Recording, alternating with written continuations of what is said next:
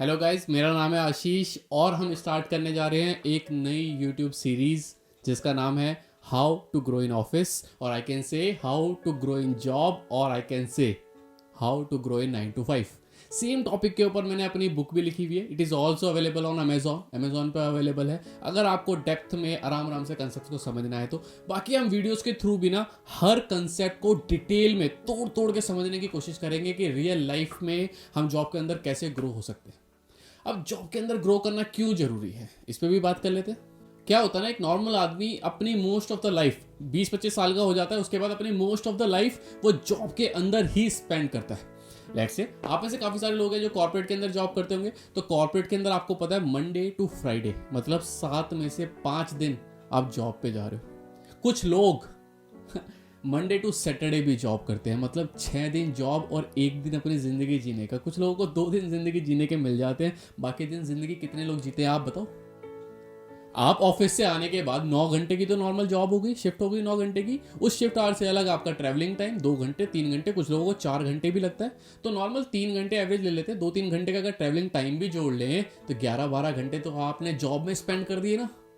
अब उससे अलग जो टाइम बचेगा दिन में, कितना टाइम बचेगा, वो टाइम आपको दोस्तों को देना है, वो टाइम आपको फैमिली को देना है, उस टाइम में आपको कुछ नया भी सीखना है, उस टाइम में अपनी जिंदगी भी जीनी है, दोस्तों से बात करते करते गर्लफ्रेंड से भी बात करनी है, वरना अकेले रह जाओगे जिंदगी पर।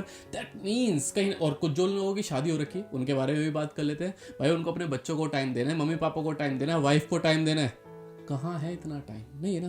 दैट मीन्स कहीं ना कहीं जिंदगी ना फंसी हुई रहती है। तो इसलिए जॉब के अंदर अगर आपने अपनी इतनी सारी जिंदगी को झोंका है तो उसको अच्छे से यूटिलाइज करो। वहां पे ग्रो करना पड़ेगा हमको।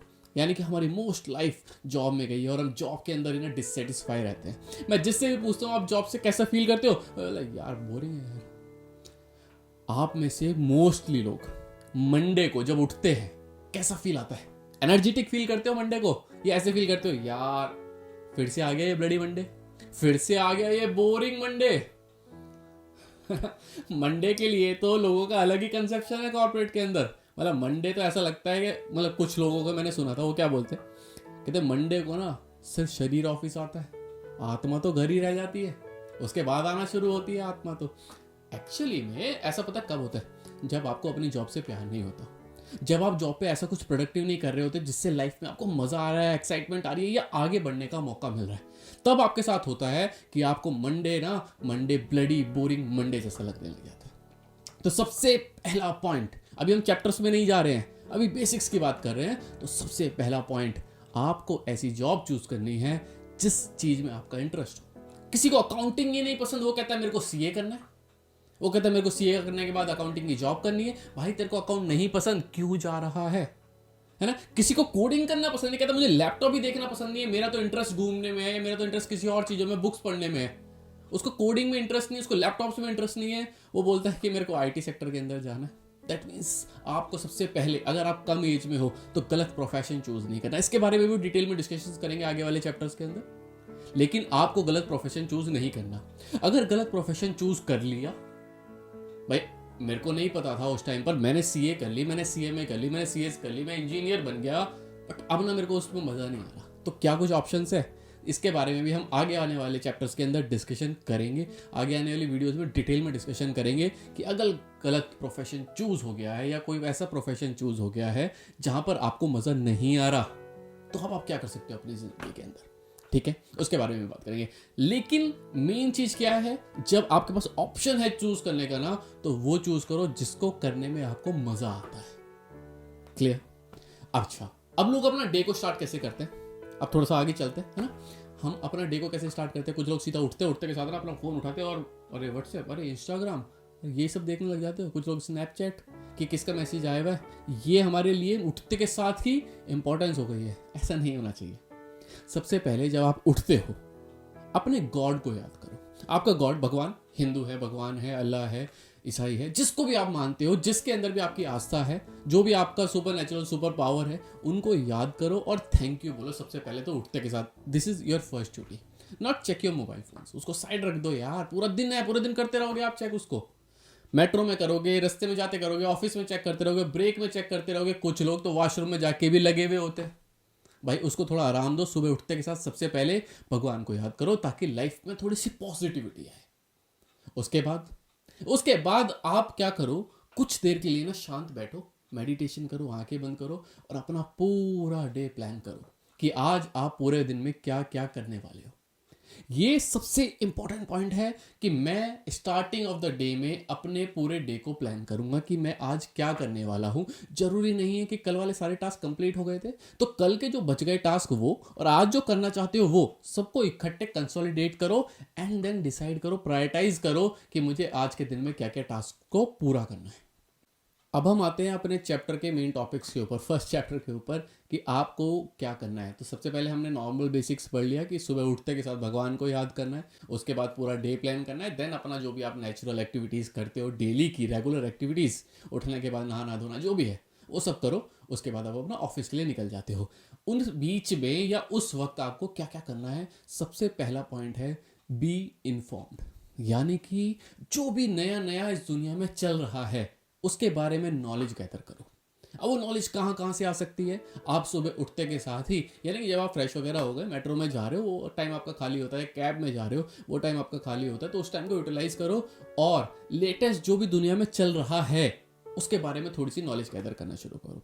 आप न्यूज़पेपर पढ़ सकते हो। कुछ लोग कहते हैं अरे यार पुराना हो गया, न्यूज़पेपर नहीं पढ़ सकते। भाई यूट्यूब वीडियोज़ देख ले।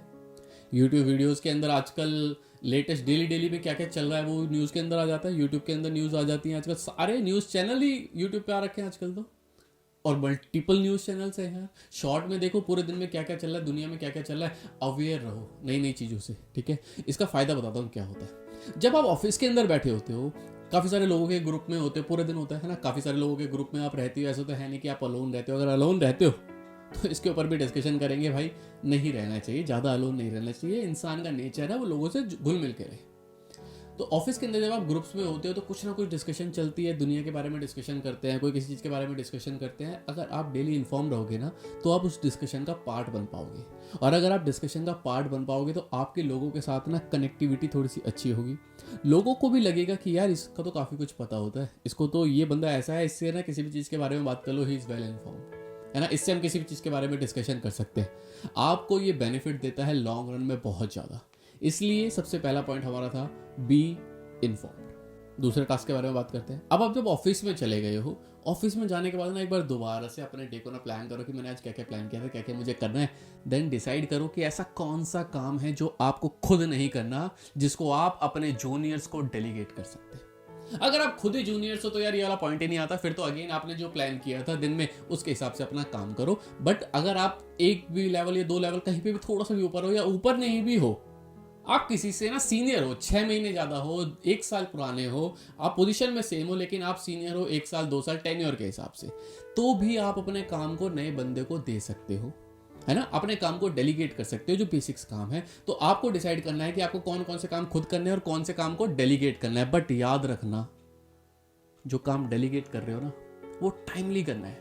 ऑफिस में जाने के आधे घंटे के अंदर ही ना डेलीगेट कर दो, क्योंकि यार अगर आप भी किसी को एंड ऑफ द डे काम दोगे ना तो वो भी क्या बोलेगा। जैसे आप बोलते हो कोई आपको एंड ऑफ द डे में काम देता है, आपके मन से क्या निकलता है, यू नो बेटर, है ना, कि आपके मन में किसी किसी बातें आती है।